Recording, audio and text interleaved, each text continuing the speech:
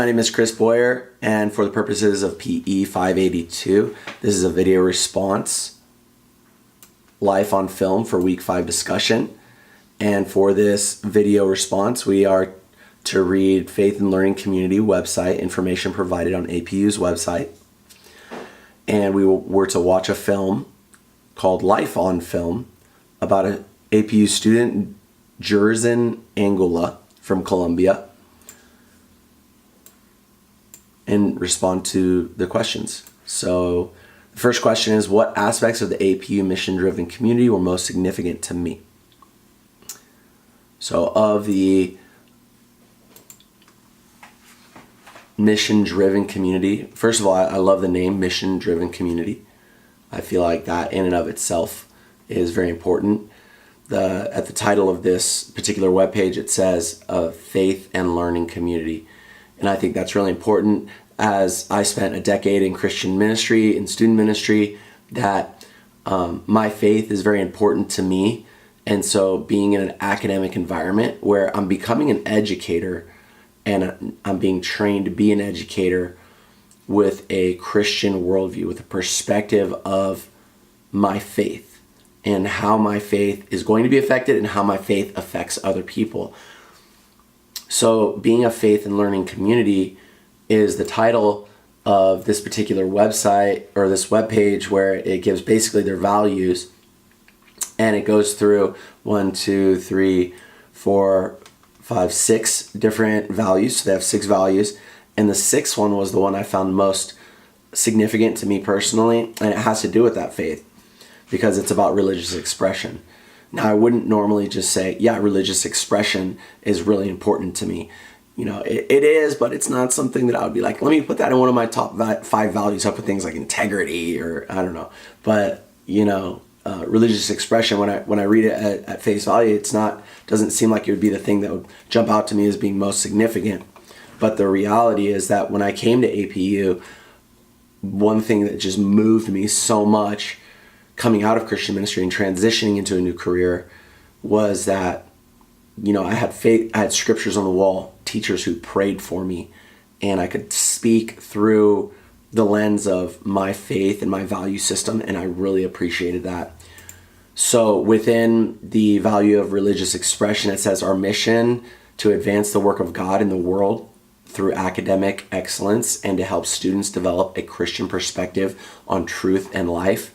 I think, dude, that really hits the nail on the head as far as, you know, what we could be pursuing as educators or just as individuals in really any industry that we are pursuing being educated in, that our mission should be to advance the work of God.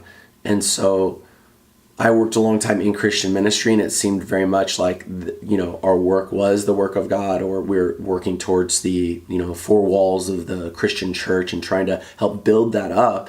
And so coming out of that and going into one of the other, say, 7 sectors of society, I would like to incarnate the mission of Christ in any one of those. And this mission, or this value, saying that within religious expression, our mission is to advance the work of God in the world through academic excellence. I think that's a really valuable thing to say, that we need to pursue excellence, do all things with excellence.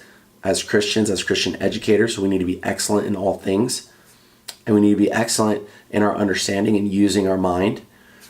So we need to help students develop a Christian perspective on truth and life. I think that because we're in the School of Education, we can consider that like, hey, how can we help other people? How can we influence other people to have a Christian perspective on truth and life, whether that's explicitly or not?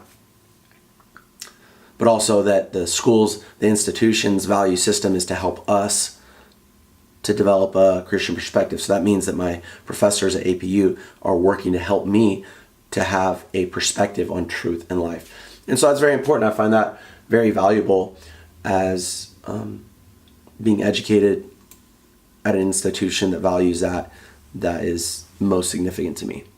So was I aware of these core attributes prior to attending APU? No, I wasn't aware of these. I was aware of God first. The only reason I was aware of God first is I had done a Brazilian Jiu-Jitsu competition, and I'd also gone to a couple chapels actually at APU, but I'd gone to the gymnasium there, and it says in big letters, God first. And so going there to be in the arena and see that, I was impacted by that.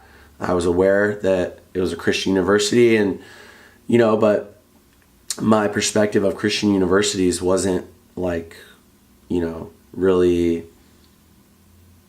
something that I was impressed by or I wanted to be a part of, because there's a lot of Christian universities, and I didn't really differentiate the value system of, hey, they're going to help me with my faith. Like I didn't perceive it that way going into it with my application process. It was more like I applied there and I was like, yeah, and it's a Christian university. That's good. God first. But I didn't know the significance of how much it would really help me, or that it would be more meaningful to me than I could have potentially seen previously. So the third question is, which one's most aligned with my personal convictions and beliefs? I already mentioned the significance of religious expression. I feel like that's very important to me and significant to me. I feel like that's one, but if I wanted to say, let me grab two of the other ones, I would say that most aligning with my convictions and beliefs are faith integration and service.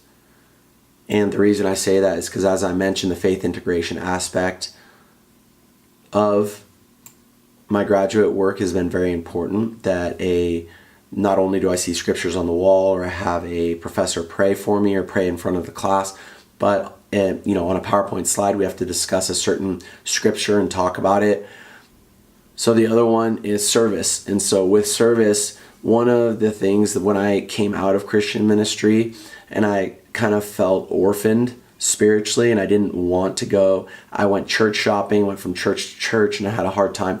One of the church where I really later called home and found as important to me, one of their main things was service. They wanted to serve the community, and they would pour out a lot of finances, resources, and time into serving the community, and not as much into their building and infrastructure and things like that. So I felt like a service-driven organization really appealed to me. And so I would say that most aligning with my personal convictions are those two items, is faith integration and service. So life on film, what would be the synopsis of my story? Okay, so I thought about this and I wanted to name it The Good Life. And so I want to name it The Good Life, not because I am someone who comes from a silver spoon, so to speak, but relative to most people, I've lived in third world countries. I've lived in El Salvador, so I know what it looks like to really not have. And also I know what it's like personally to struggle. I didn't come from like a silver spoon background, but I was so abundantly well taken care of. I didn't have parents who would just give me money and buy me whatever I want, but I had so much more than so many people growing up. I've been abundantly blessed throughout my life. I've been so well taken care of. It's really incredible how well I've been taken care of. But we've had to be very frugal, and I've had to really work hard. And so The Good Life is something that I named it that because I grew up with parents that were unified. They were married. I, was able to play sports, play music, do things that most people in the world and in the history of the world don't get to do, is have the free time to be able to just play. And I was able to play growing up. So that's why I wanted to call it The Good Life, is because I had enough of free time and amenities and resources in my life to be able to just do whatever I wanted growing up. And then there came a point where I left God, and the good life became something like party life. Like the good life at that point in my life was like, hey, party, go surf, live a party lifestyle. I grew up by the beach, so it was play sports, go surf, and party. And then at 20 years old, I became a Christian. And so I came out of my life of sin and my enthusiasm towards partying. Then I became very zealous to follow the Bible, to put it into practice, to very zealous for personal righteousness, campus evangelism. So I became, as a sophomore in college, very committed to following Jesus. And so the good life then at that point like kind of applies to my understanding of good life is living a good life, like be a good person that contributes to community.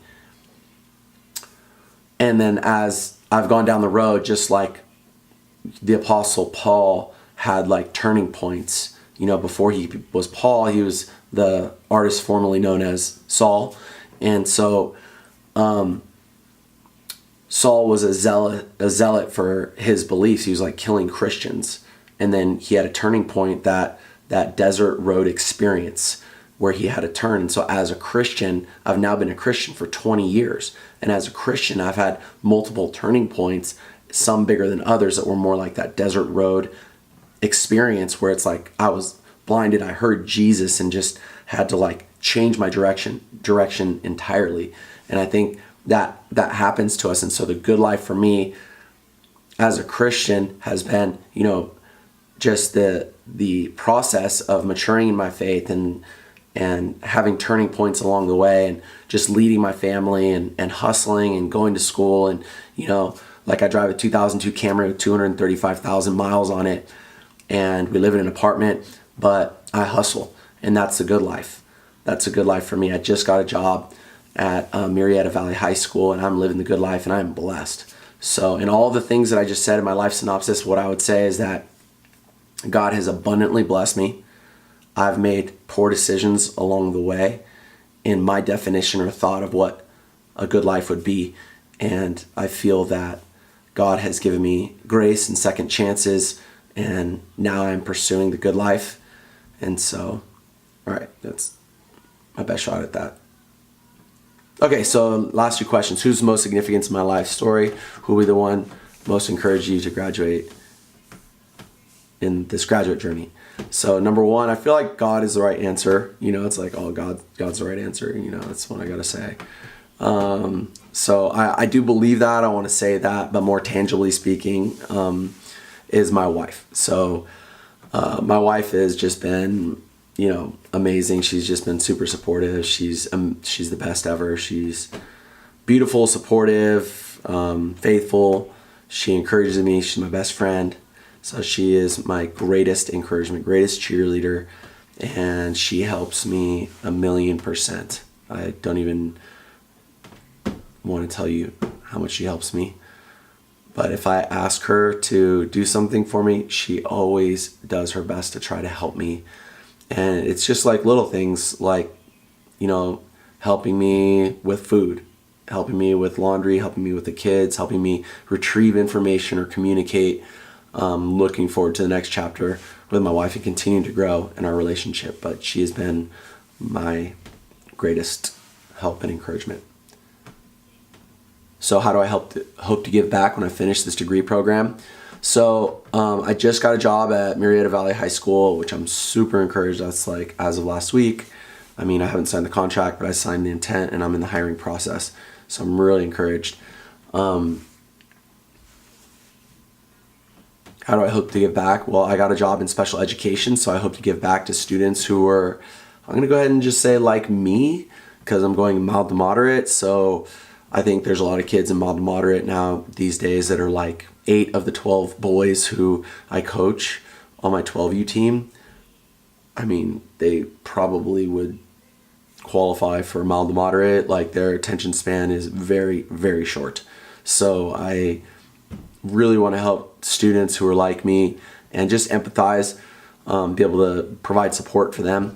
But also within the aquatics program, I really want to pour out into others through the experience that I've been given in the good life, to be able to play and all the experience that I was given with good coaching and experience of training, to be able to pour out into other people.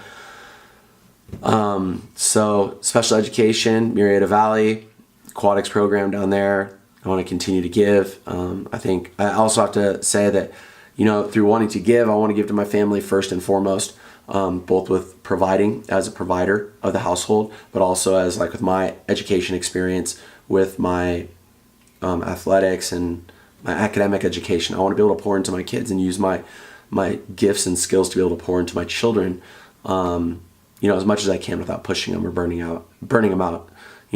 Dads who are coaches, you don't want to burn out your kids. So I just want my kids to have a good time. I want them to enjoy life. I want to provide them with every single opportunity possible. And I would say if I can give back to anyone in this world, it would be for my wife and I to be able to develop an opportunity to give back to our children and to give them the best possible opportunities, because like I was given the good life, I want to be able to give my kids the good life and give them the opportunity to go through their own process. So that being said, I hope you guys have a great day, and looking forward to hearing your responses. Take care.